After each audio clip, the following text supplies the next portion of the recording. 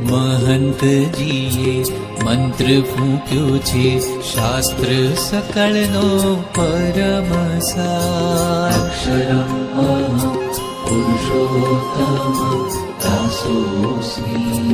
अक्षरम् अहम् पुरुषोत्तम दासोऽस्मि। अक्षरम् अहम् पुरुषोत्तम दासोऽस्मि। अक्षरम् अहम् पुरुषोत्तम दासोऽस्मि।